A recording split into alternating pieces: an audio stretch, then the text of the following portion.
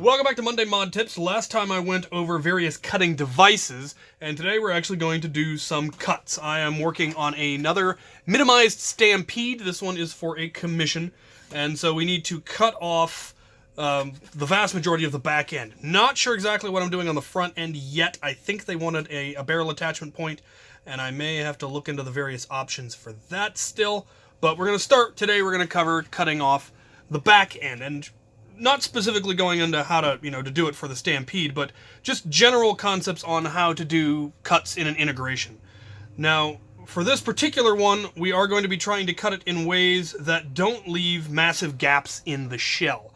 And we're lucky enough that the battery housing, which is all coming off, is fairly self-contained. It's got a flat edge here, a fairly flat edge here. There's a little hole here, but that's not a big issue. We are also going to be cutting off the back of the thumbhole stock, which is going to create a gap here, which we may try to fill with epoxy or just cover it with athletic tape, which is how it is on mine.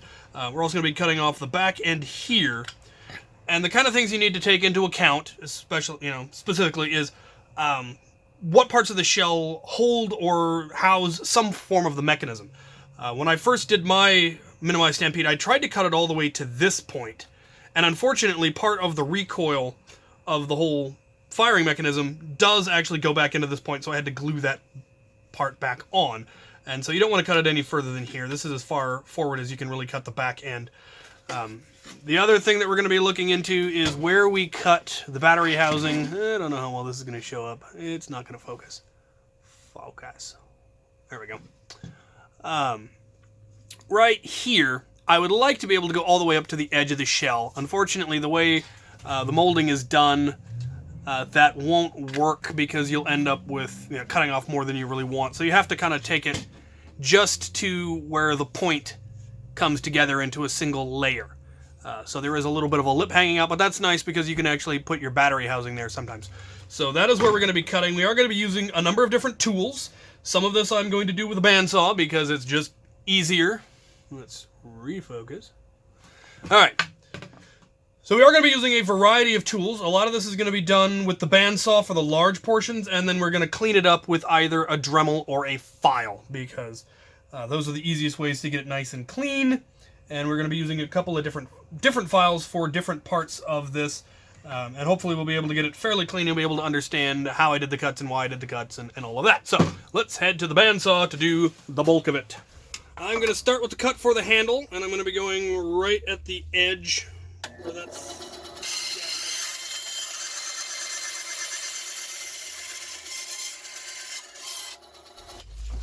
Next, I'm going to do the long cut along the inside of the battery housing.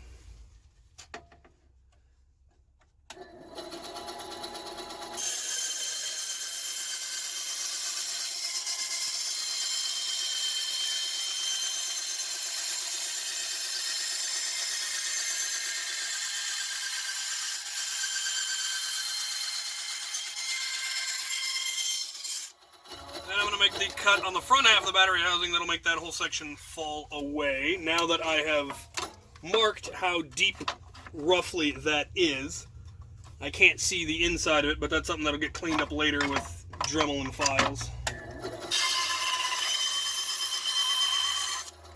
And the last cut is the very end of the stock there.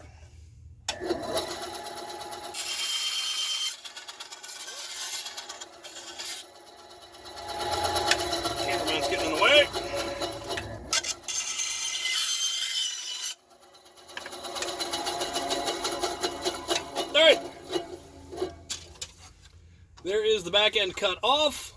Let's go talk about it. Now you may have noticed that I didn't make any marks or measurements while doing this, and that was because all of the cuts had some form of landmark that I could eyeball, and I wasn't trying to make a very precise cut. I'm just trying to cut off the majority of the material. I will then do the precise stuff with Dremel and file because they're much more precise, obviously. There is a fair amount of material that still needs to get removed in a couple of places, and I'm going to start that process next. If you are going to be doing measurements, if it's something that you're going to be painting, then obviously you can just use a permanent marker because it's going to get covered up. If it's an area that isn't going to get painted, then you can actually just use pencil. Works fairly well too, because it'll rub back off. You can also use a knife, an X-Acto knife, to mark where your cut is going to be, as long as you can make sure that it's really straight and exactly where you want it, and then you can just follow that cut, and then there won't be any kind of marks left over that you'd need to clean up. So, the back part here, I pretty much got perfect, so that's handy. I don't have anything to clean up there.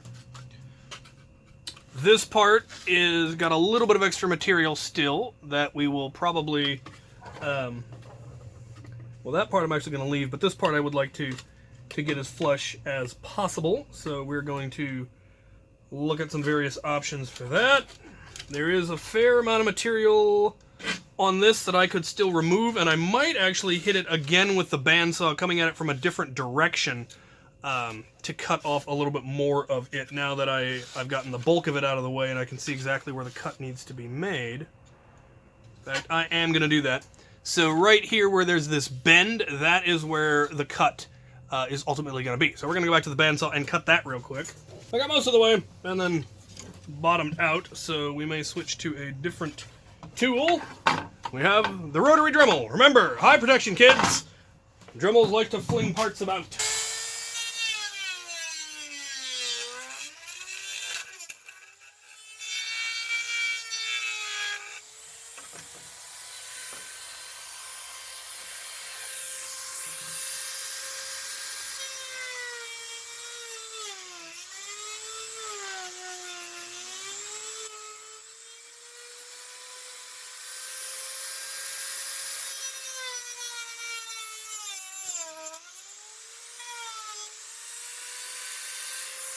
Now we're going to use a fairly large file so that we can try to smooth everything out and get everything even and level.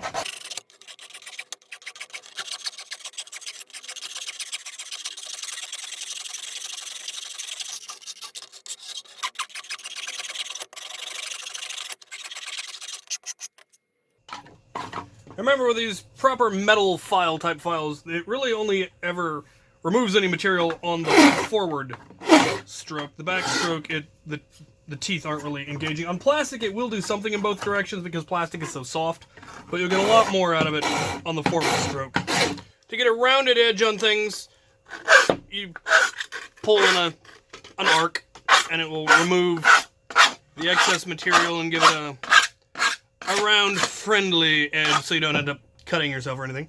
And now we have a fairly straight edge on there. Could get cleaned up a little bit more, which we will work on as we go. For finishing work, I'm a big fan of the diamond files because they will grind in any direction. So you can go on the side, you can go forward, and you can get that area really cleaned up and even. So we now have this whole section all nice and removed. I mean, it almost looks like it's supposed to be like that. A little bit of, if you really wanted to get it really clean, you'd end up going at it with sandpaper. Finer and finer grit until it's all the same consistency.